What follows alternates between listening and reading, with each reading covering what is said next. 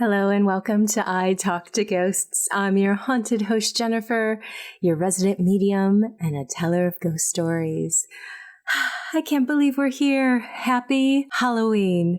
I thought to celebrate together, what is the trickiest treat that I can possibly offer you?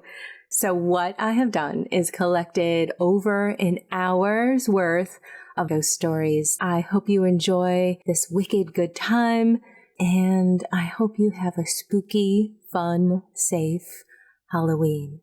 The ghost stories begin right now.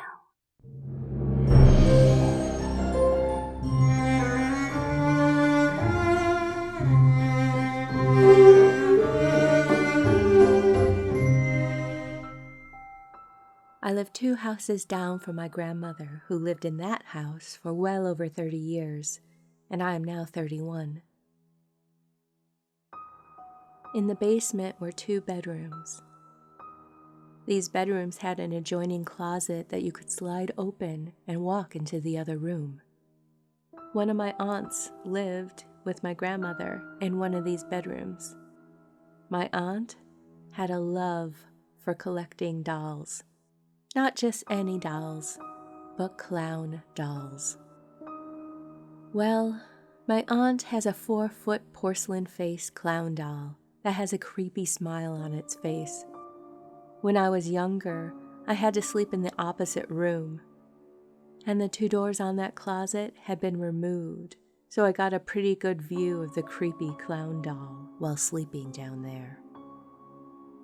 One night, when I was 15, I stayed the night, and the doll was on the left side of the other room. It had stormed pretty badly that night, and I swear I had seen that doll in different places with every flash of lightning. And when I woke up the next morning, it was on the right side of that room, just 2 feet from the closet, sitting in a position where it was staring at me with that creepy smile. To this day, the doll is still down there, and even my mom has admitted that she thinks that doll has moved from time to time. And as long as that doll is still there, I refuse to go down there alone, ever again.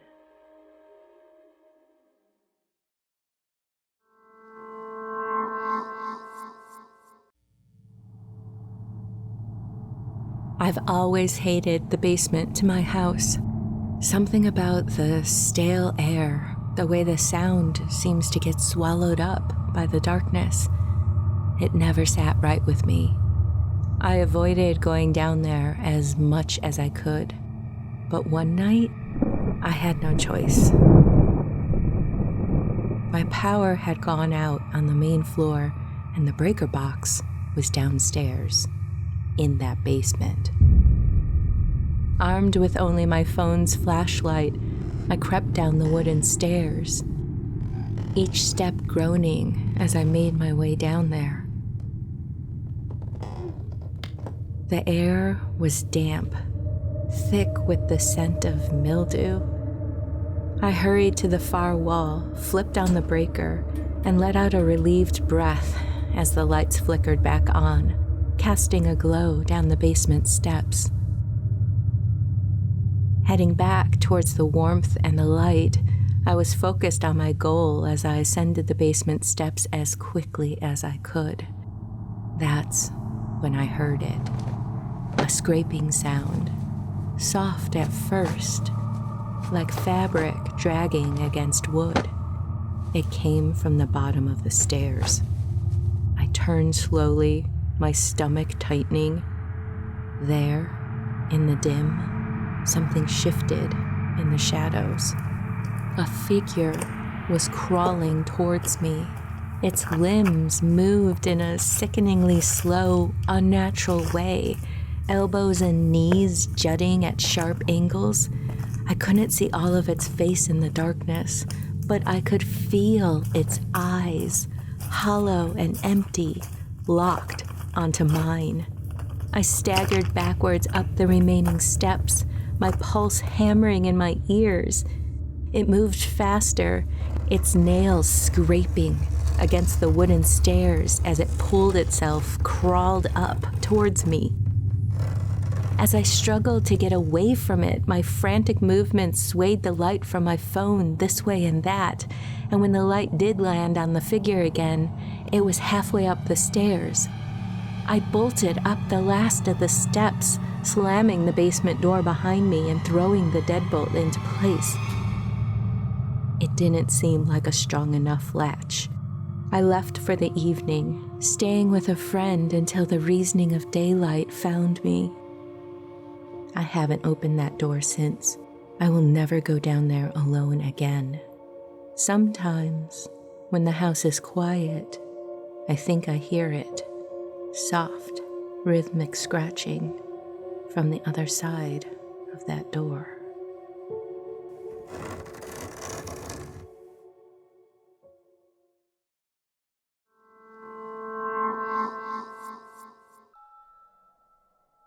I think my house has a poltergeist.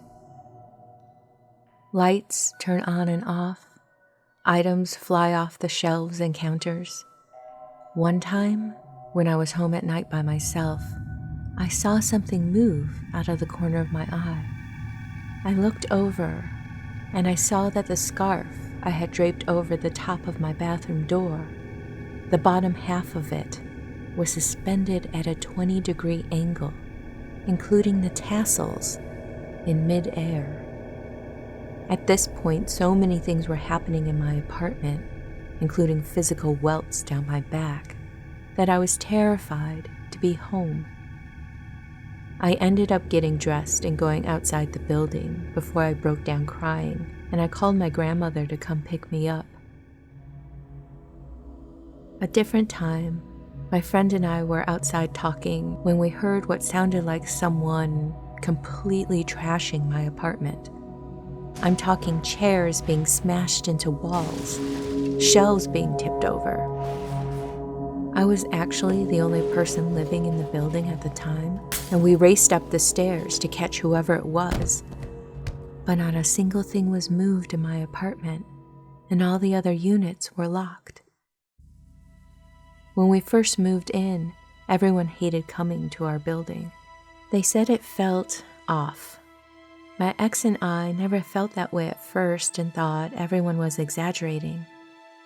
But by the time I moved, I wouldn't speak about ghosts or watch anything remotely paranormal in my apartment. Years later, I watched the movie Paranormal Activity at a friend's house, and I cannot describe the chill I felt. Similar things have been happening in my own home. Thankfully, I haven't experienced anything like it since I moved.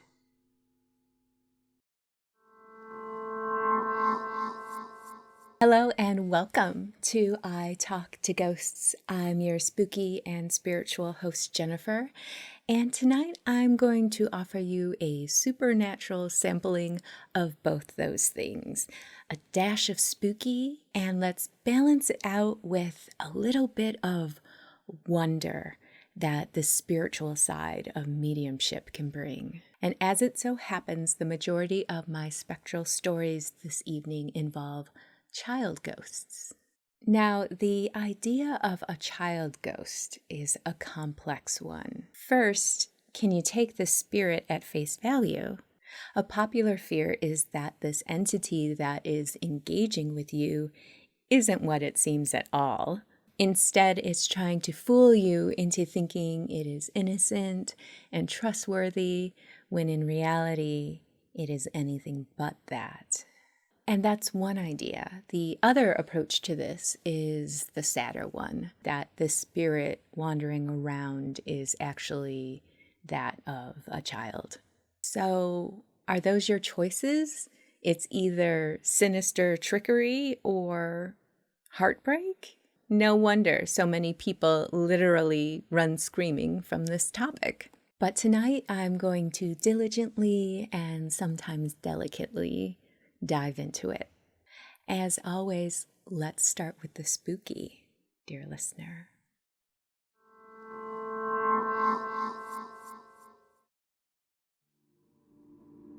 When I was 10, one night, I was woken up by my bedroom door opening, followed by someone sitting on my bed. I felt my leg grazed and the bed sink under a person's weight. It's just Mom, I thought, and opened my eyes. It was not my mom. I found an eyeless boy. He had black, empty sockets. He was about my age, sitting at the foot of my bed. He extended his hand, and in it was a little box. I was startled, but instinctively reached out. He pulled back. I reached again and said, "Give it." And then I blinked, and he was gone.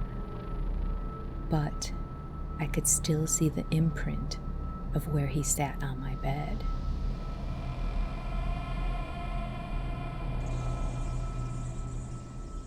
Fast forward 5 years. My girlfriend came over to do homework. After she finished, she took a nap while she waited for her parents to pick her up.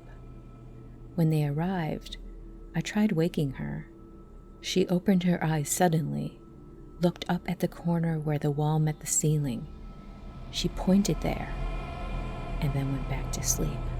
I shook her again. She came to full consciousness, and I explained what she had done. She looked haunted. "I saw a little boy," she said. "He was there, up, crouched in the ceiling corner, staring at me."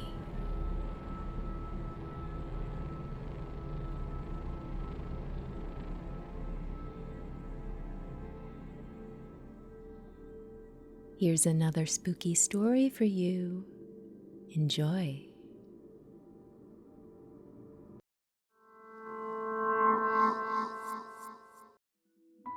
We were planning a trip to stay at my grandmother's house that my father had spent a large amount of time in as a kid.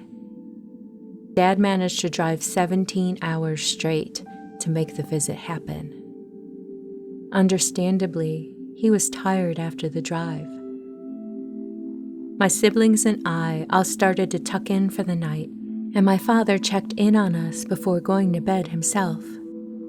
As he was talking, he stopped himself and pointed to the large mirror in the room and told us to cover it or, quote, "You'll have nightmares." Now, nightmares from a mirror of all things sounded a little fun to me, but my brothers, who were also sleeping in the same room, asked me to cover it. So I did. The next day, I asked my dad about the mirror, and he said ghosts use it as an entryway. A week later, I brought it up with my grandmother, and she scoffed, saying, "Oh, this house isn't haunted." I agreed, but I told her that the reason I brought it up was because my dad told me to cover the mirror. My grandmother then changed her expression and said, "Oh, the mirror." Apparently, that mirror came from her grandmother. She had worked as a nurse and had taken in those who could not pay for care during their last days. So, she had made her home into a hospice. In a hushed tone, she admitted to me, those who stayed in that room with the mirror saw things. A lovely old lady saw and heard a young woman come into her room and play the harp. She was thankful for the lovely songs, but no person was known, nor was there a harp owned or heard anywhere else. A young boy found an older boy who played games with him and had remarked that he really knew his games. Lastly, a terrible woman who argued and had issues with everyone daily had a visitation, and her own words were that the devil had spat fire at her. She had even called the police and tried to accuse my grandmother of trying to kill her, with the devil. My mother also claims to have seen the same young lady who played the harp, and my grandfather admitted once had seen, quote, that devil guy. My grandfather described him as a red man with horns that was too tall for the room and had to bend his neck down as it was taller than the ceiling height. The devil figure had stared down at him with piercing eyes and simply asked, "Why are you here?" During the rest of the visit, I kept that mirror covered.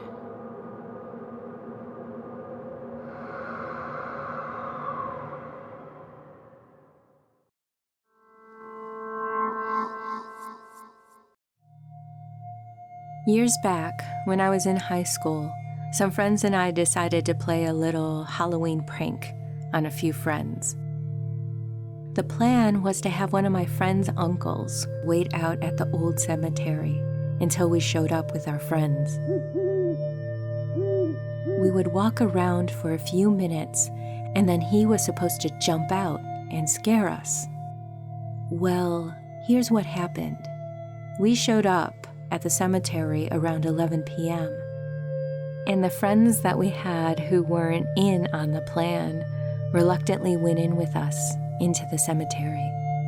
After walking a few steps, we all saw this glowing ball of light, which looked like it was about 30 yards away.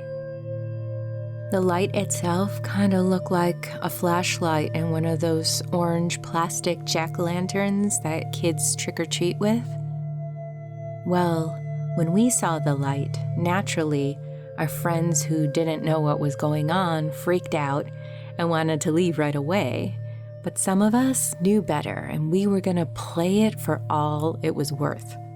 I suggested that we go after it and find out what it was. My friends weren't too thrilled with that idea, but they sure weren't going to sit out in the middle of the cemetery by themselves, so they followed. We never could catch the light. It kept the same amount of distance between us at all times. If we walked slow, it would go slow. If we ran after it, it would move just as fast. The light even went through several sections of fence without rising or dropping its height. The whole time I was thinking to myself, how is my friend's uncle doing all of this? After about 10 minutes of chasing, the light finally just disappeared, which freaked us out even more. By this time, my friends were almost in tears. They were so scared, so we all left the cemetery. When we got back to town and dropped off my friends, we went straight to my friend's uncle's house to find out how the hell he did all of that. Well, he was passed out, and his wife told us he had been sleeping for 3 hours. The next day I saw him, and he apologized for not showing up when he was supposed to.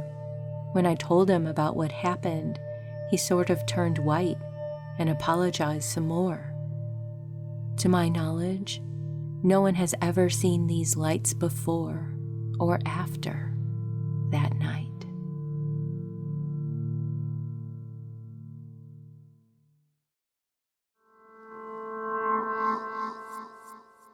This story has been submitted by Sunny.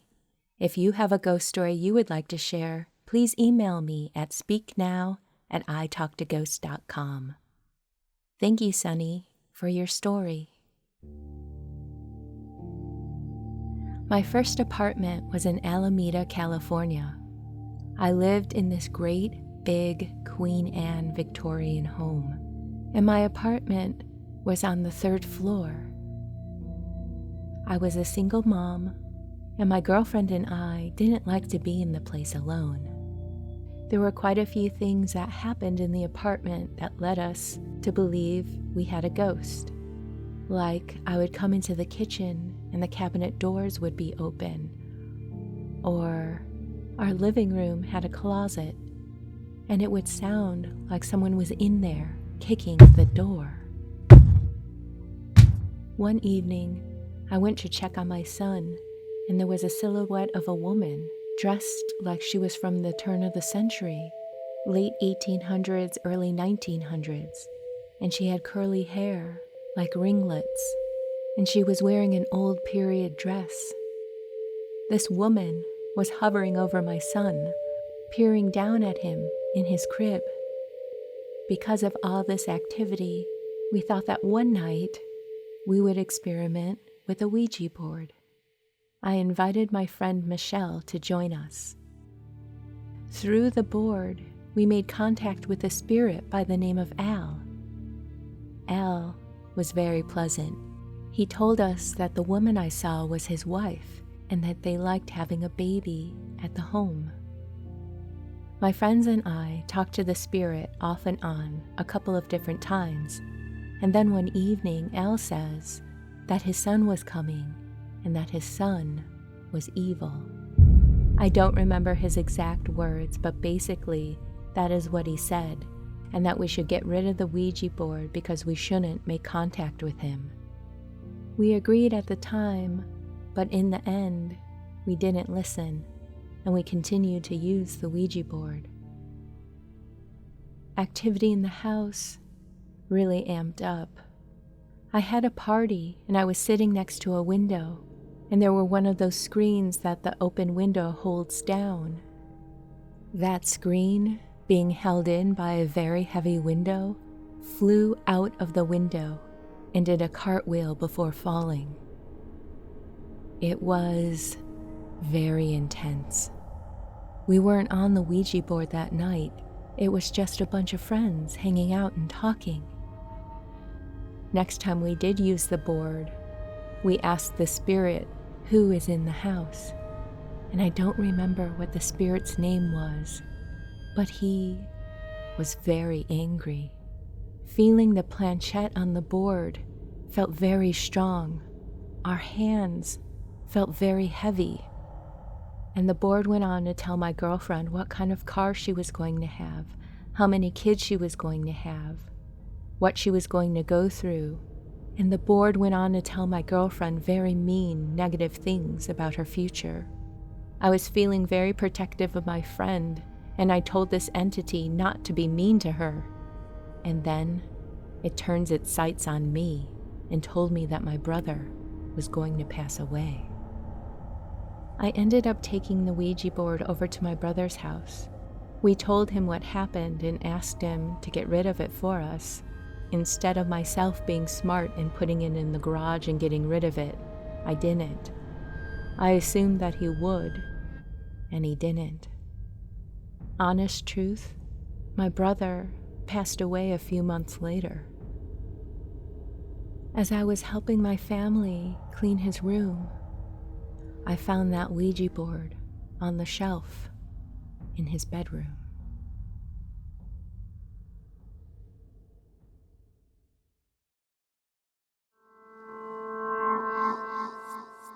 This story was submitted by Elizabeth.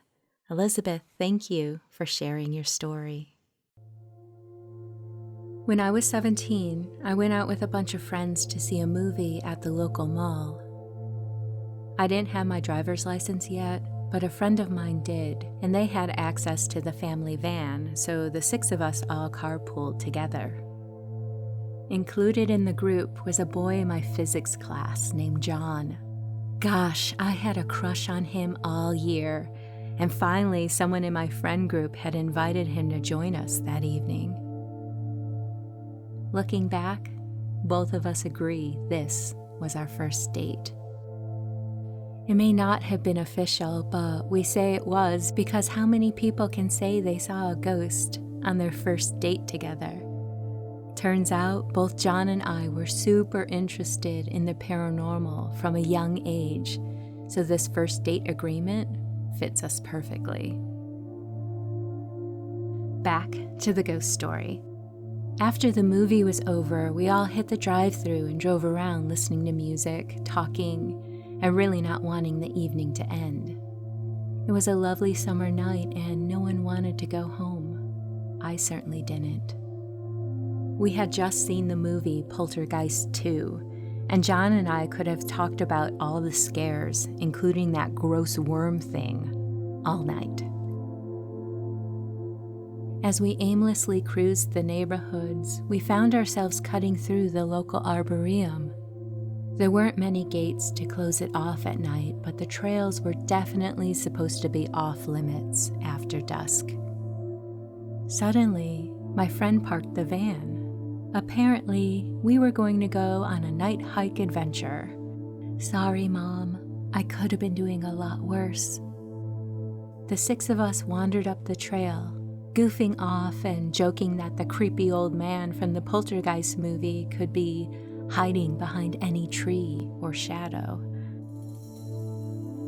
I gotta admit, I was a little creeped out.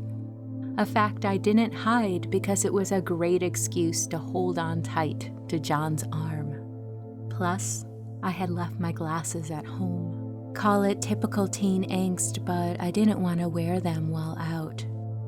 I can see well enough, but on a real dark trail, I lose my distance vision really quick.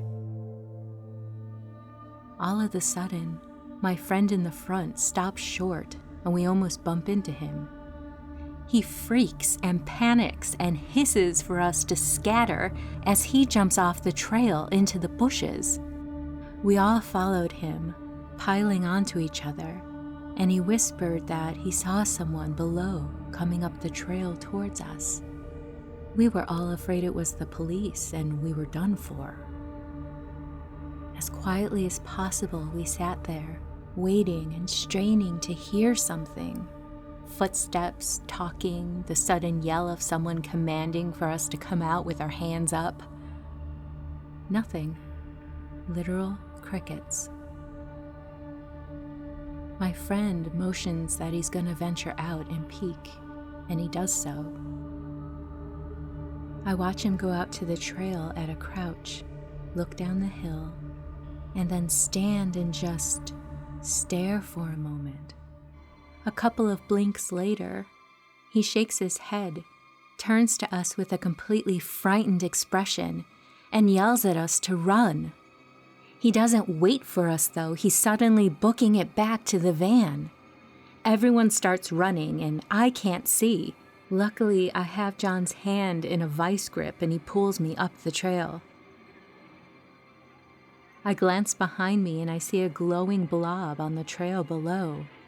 Honestly, it looked like a really blurry person in a glowing white dress making snow angel motions in the air. That unfocused, jumbled vision quickly disappeared behind me as I decided I'd better concentrate on the ground ahead of me, or I was going to break my neck. Inside the van, everyone was loudly talking over each other about what they saw. They insisted they saw a ghost. John turned to me excited and asked me what I saw. Dumbfounded and not quite sure what I glimpsed, I slowly raised my arms up and down from my sides. Everyone shouted their amazed agreement. My friend started the van and we headed home. We talked about it for days later. Except for Becky, she insisted she didn't see anything and refused to even hear someone bring it up. I don't talk to Becky anymore. John researched the area we were in and discovered that in the 1970s, a young woman had been murdered and her body was left in that arboretum. I truly believe we saw her ghost that night, signaling for us to help. I feel bad that we ran, and I hope that she has found peace. My fascination with the paranormal continues to this day. Same with John. We've been married 10 years, and I love it when he reads me ghost stories at night.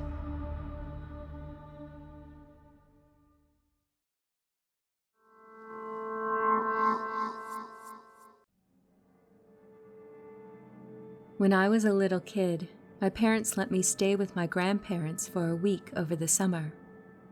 My grandparents lived in a large 3-story house, and there was only one bedroom on the first floor. I loved staying with my grandparents, but sometimes the house was a little too silent, and no matter how soft or low, I felt like I noticed every small noise that broke this silence. I would hear unfamiliar footsteps from the room on the first floor. Sometimes they came from my mom's former bedroom, which I had for myself while I stayed there. I asked my grandmother once if she could hear the footsteps. She shook her head and asked me if my mother had told me about this noise, which was odd because she hadn't. My grandmother explained that my mother always used to complain that someone else was in the house, but she herself had never heard or seen anything. 2 days later, I was sleeping in my mom's old bedroom, and I had this nightmare that while I slept on the bed, a tall, dark figure stood over me, just watching me. It had no eyes, but its head was bent towards my direction. It kept looking at me for a long while, but then all of a sudden it reached out and grabbed my wrist. I was so terrified I woke up sweating, even though there was plenty of air conditioning in the room. I reached for the light immediately, but as I switched on the lamp, my wrist hurt as if it had been heavily sprained. Gasping from the pain, I looked at my arm. There was a big red mark all around my wrist. I didn't even bother switching the light off. I just ran to my grandmother's room and crawled up onto her bed. The next morning, my arm was fine.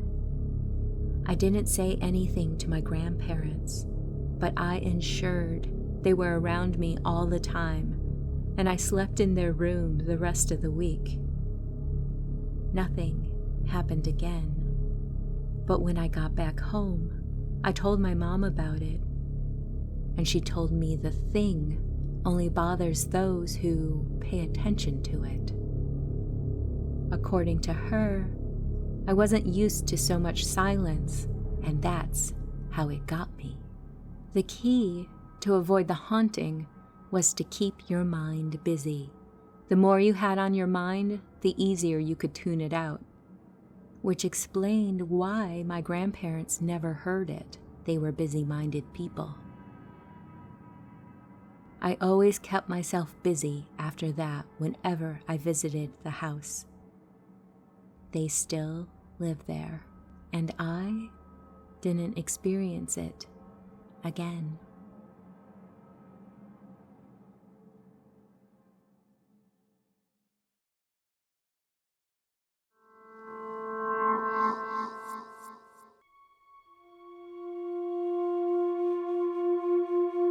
A friend of mine who works as a flight attendant told me the creepiest story, one that she swears is 100% true, and knowing her, I believe her.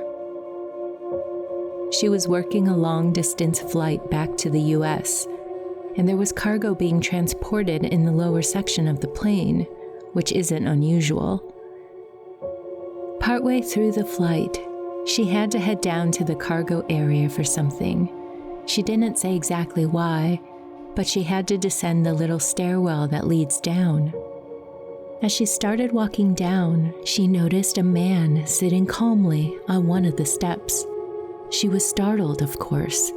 No passengers are ever allowed down there, and told him he wasn't supposed to be in that area.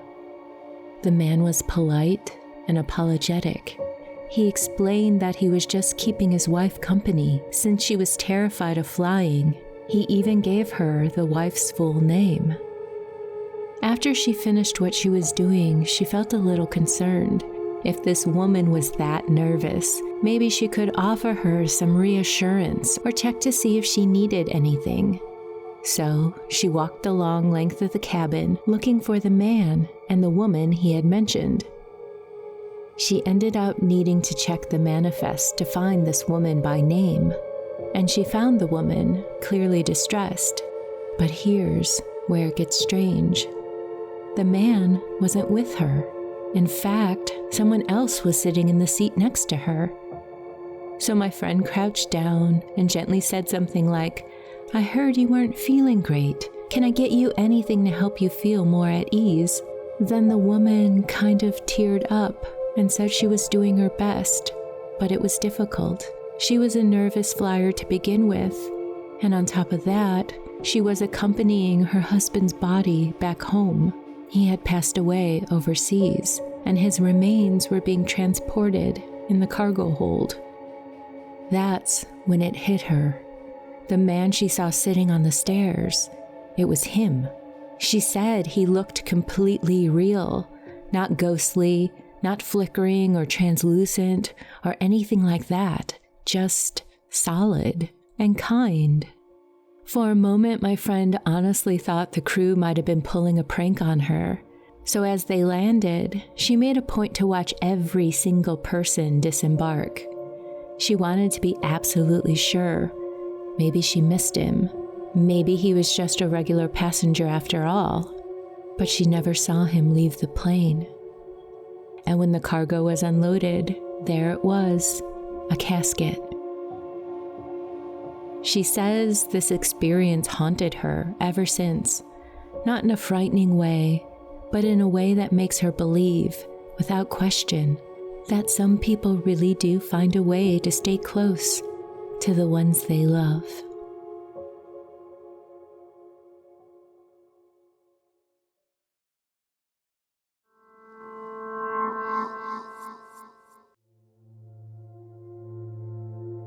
My wife and I were living in a house in the country in the state of Alabama. We never considered the house to be haunted. One night, however, something came to call. It really was the proverbial dark and stormy night. We had learned that in the colder months, you could cut down heat loss through the windows by wrapping plastic sheeting around the screens.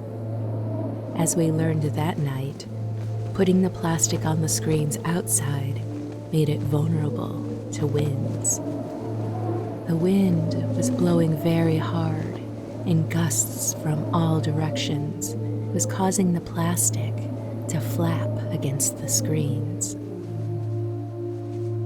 The trees were swaying back and forth outside, causing shadows to move about the room. I was sleeping very fitfully. The sounds and the light variations had me edgy and kept entering my dreams as nightmares. I dreamt of someone standing over the bed and woke to see the light show and hear the noise, and it was hard to separate the dream from reality. I had several nightmares in succession, but eventually drifted off to an uneasy sleep. At one point in the night, I woke to the distinct feeling that something was hovering over my head. I opened my eyes and looked up into what can only be described as a green mist. It was a bit like being inside a tent with the walls glowing from the light outside. There was something descending from the mist, extended towards my head like tentacles. As I looked up into the thing, I said, rather calmly under the circumstances, "What the hell is that?" My wife rolled over, took one look, and screamed. She got out of bed, crashed out of the room, leaving me alone with this green thing. At this point, the image seemed to be fading, and then it was gone.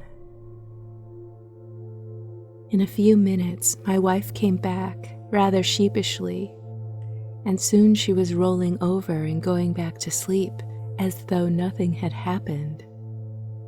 I, on the other hand, wanted some answers. "Did you see it too?" I asked. "Yes," she mumbled. "What was it?" I asked her. "I don't know," she replied, "but it was green." That was enough to tell me that she really had seen the same thing. The next day, when she was more chatty, I got her to describe the shape, and it was identical to what I saw. She said it was a domed-shaped object and had tentacles that seemed to reach down to my head. Is it possible that in my fitful sleep, I managed to generate something?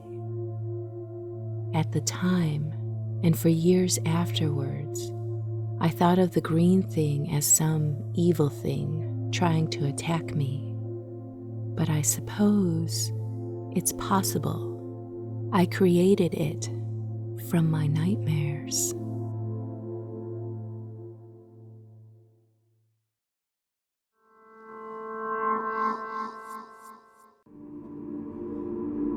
We were just kids, walking along the ridge like we had done a dozen times before.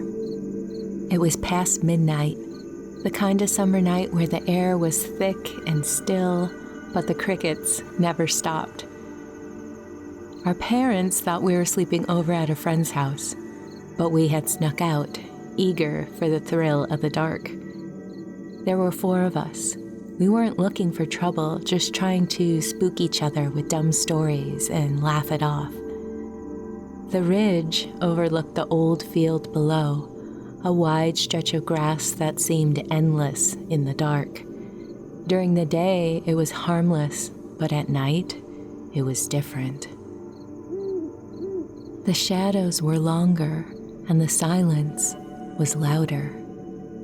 We were halfway along the ridge when one of us stopped suddenly. Someone whispered, "Hey, what's that?" pointing down into the field. We all looked. There was a light down there, moving slowly.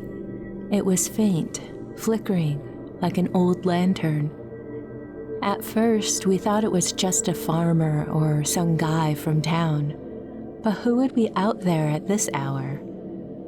One of us, always the loud one, cupped their hands around their mouth and shouted down, "Hey, you lost down there?" We laughed, but it was forced. Something about that light made my stomach turn to knots.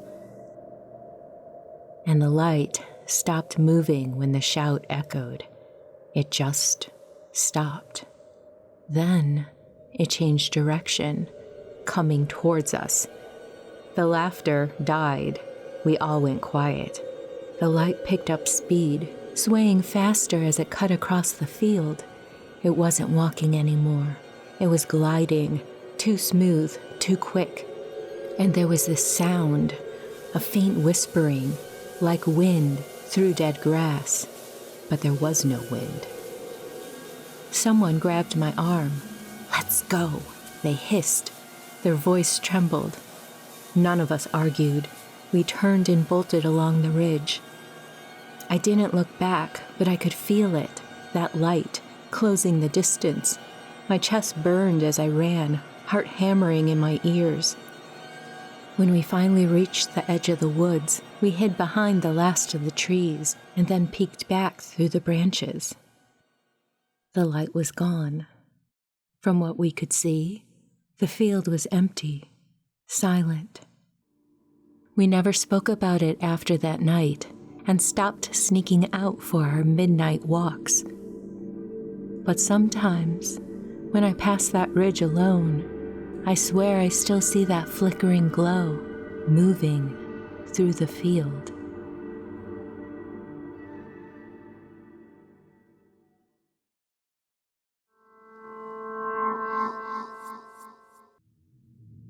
This happened to me about 6 years ago, but I'll never forget a single detail.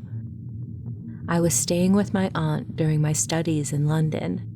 My aunt was a kind lady in her 50s and living in a 2-bedroom house.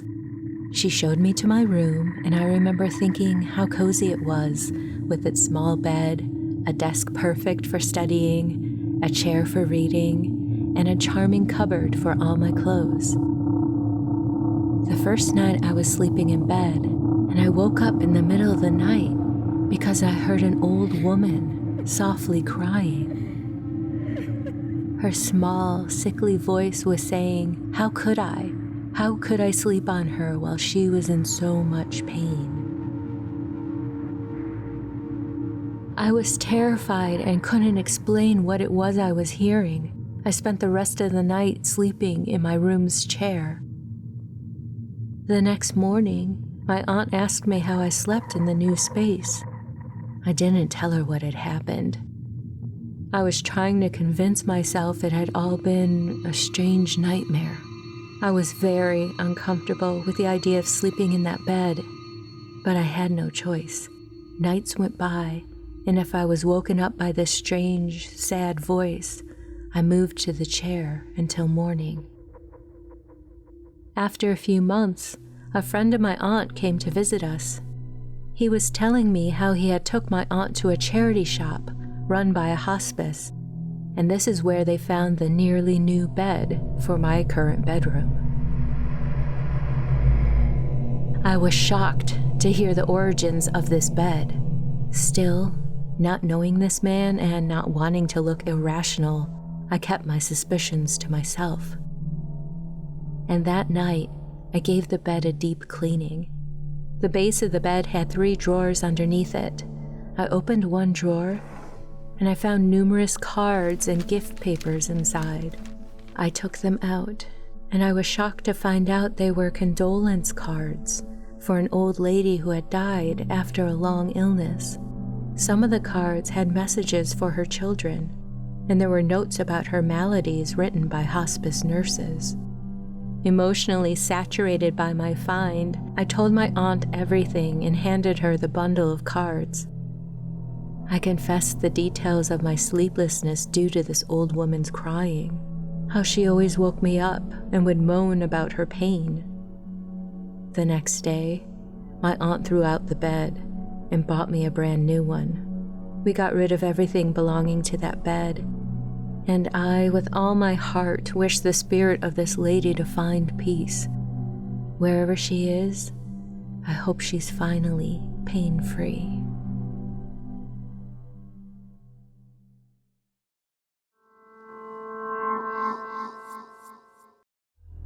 This story was related to me by my friend Sarah.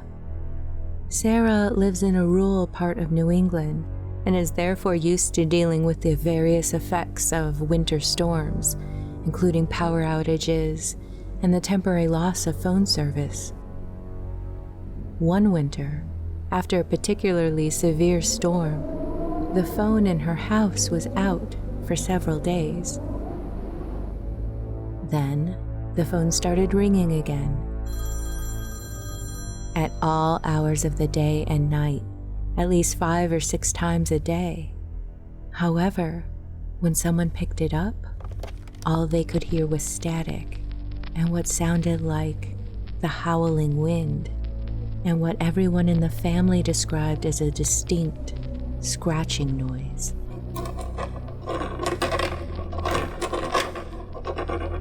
More annoyingly still, they couldn't make outgoing calls at all. They couldn't even get a dial tone. After a few days of lost sleep and frustration, Sarah left the cozy glow of the television to go to the neighbors and call the phone company. She explained her problem and told them her address, to which the surprised operator replied that she couldn't possibly be getting any phone calls at all, even faulty connections. The phone lines connecting to her house had been completely severed by a fallen branch, and workers had not yet had time to repair them. In fact, only yesterday they had cleaned up the broken lines out in the cemetery. Sarah's parents had the phone company send someone out to check on the lines, just to make sure. The service provider claimed that there was nothing wrong with the wiring or the phone itself. and there was no malfunction that could be causing the phone to ring since the outside lines were severed. Sarah's family was left with the unsettling conclusion that the down phone lines in the cemetery were causing the phone calls.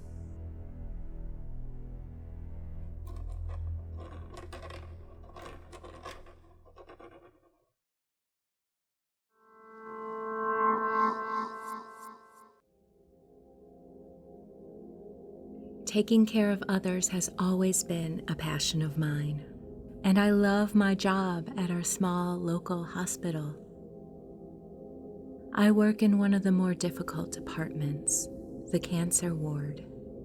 This makes my job emotionally trying in a lot of ways. I have seen my share of death since I started working here, and I also work the night shift. Working at night, it can be a little creepy when you have to go down to the morgue. One late evening, myself and a coworker were charged with taking a body down to the morgue. I mentioned I live in a small town. Our morgue is just a little freezer room in the basement of the hospital. The only thing down there in the heavy darkness, really, is the ramp up to the cold room where the body is to be placed. So she and I wheeled the body down there and up the ramp. And then in hushed whispers, we argued who was actually going to go into the small freezer room with the body. Of course, I lost this brief argument. So I quickly swing the freezer door open, push in the body, and hurriedly close the door shut. We started filling out our paperwork when we heard an echoed moan. We looked around and then at each other. My coworker asked me, "Did you hear that?" I nodded. The moaning continued, changing direction and locations around us. Grabbing our paperwork, we left the gurney and ran up to the safety of the well-lit upper floors. Halfway down the hallway, she asked again if I had really heard what she did. Of course I did. Eventually, I confided all of this to a nurse in my department. She told me that she had had similar things happen to her in the morgue as well. To this day, I will not go down there alone.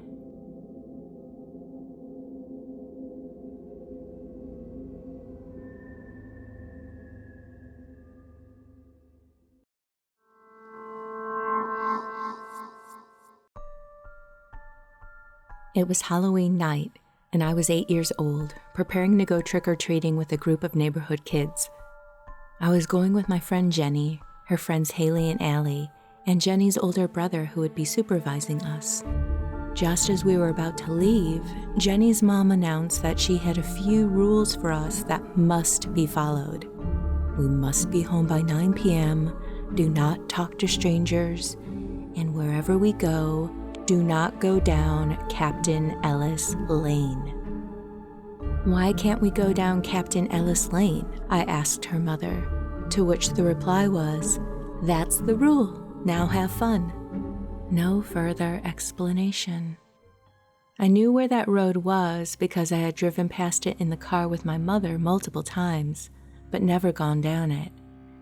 All I knew was that it was desolate and dark, and had an old abandoned farm a little ways down that road. After a passing thought of, "Oh, that street is a bit dark and poorly lit, that must be it," I put it out of my mind and left with my friends, ready to enjoy the evening. We trick-or-treated down several other streets and had gathered a lot of candy. People loved my costume, and I had a great night. I was ready to head home and mentioned to my friend's brother that we should start heading back. My friends, of course, had other plans. On the way home, we stopped right in front of Captain Ellis Lane. I was perfectly content not going down the road, but all my friends said, "What are you waiting for? Are we going or not?" No, I said. "Didn't you hear what Jenny's mom said? We're not supposed to go down this road." It was too late. They had already descended into the darkness, leaving me behind, and I ran ahead to catch up. I looked down the street, and from the view from the main road, it was completely unlit and looked abandoned, in complete contrast to the other streets in the area, which were well lit and densely populated. I heard a rattling of a flag against a flagpole, but could not tell where the sound was coming from, and the bristling of the wind through the trees.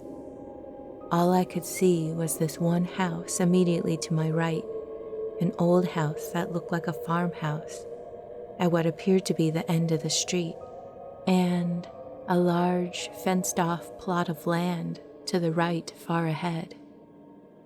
The left side of the street was dense with trees. It felt like I was walking down a road in the middle of nowhere, and something was lurking in the shadows, waiting to jump out. I didn't like it one bit. I could barely make out that in the distance, there was a small white shed.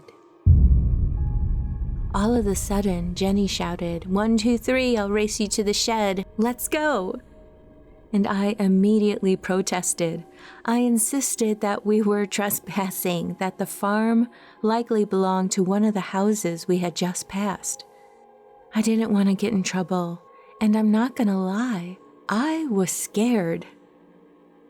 But I also knew I would be left behind in the dark to fend for myself if I didn't take off running towards that shed. Just as we prepared to venture down that spooky road, with my heart racing and pounding out of my chest, I heard the creaking of a door and a hard thud as it shut. We all froze and stared at one another, trying to figure out where the sound had come from. Allie said it must have been from the shed. The door was probably not firmly secured and had blown shut in the wind, she said, an explanation I was prepared to accept, but did not truly believe it. That shed was so far in the distance I could barely see it, just a vague outline.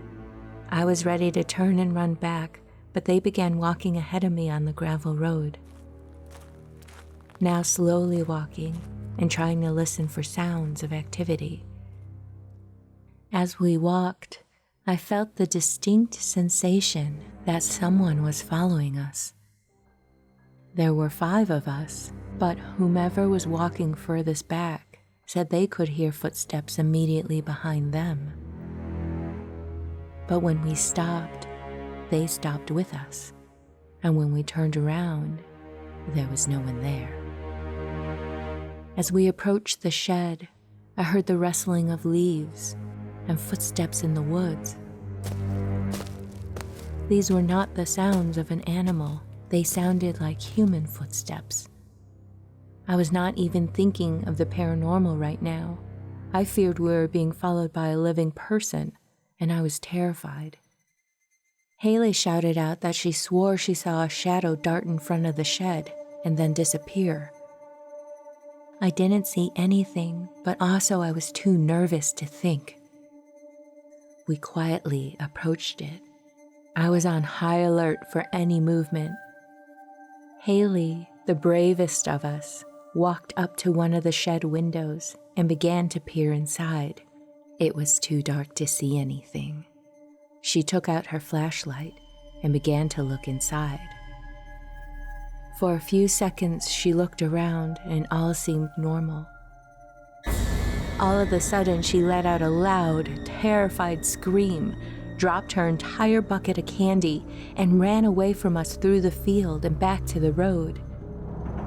She was stuttering as she tried to tell us what she saw, and none of us understood what she was trying to say since she was so far away now. She was shaking profusely and practically in tears, and begged us to run back to her and go back home. I could tell she was genuinely scared. Lights began to turn on in the few of the nearby houses and voices could be heard. Haley's scream must have caught their attention. We quickly picked up our belongings, dashed back to the street as quietly as possible, and headed back to the main road. No one saw us as we fled as fast as we could down the dark street. When we got back to the house, Haley confessed what she saw.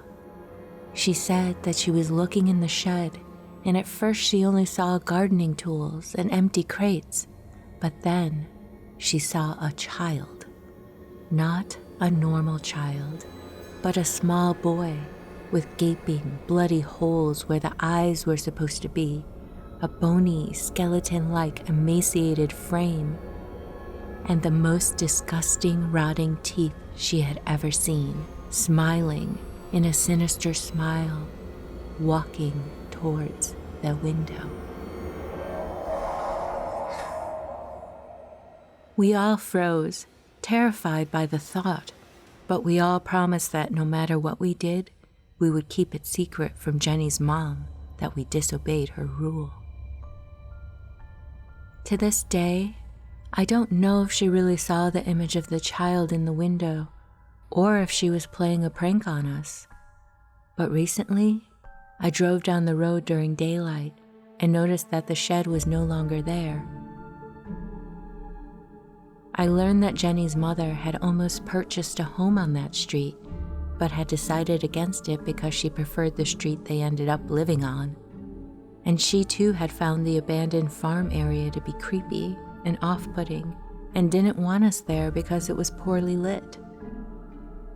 If only she knew what Haley actually saw that night.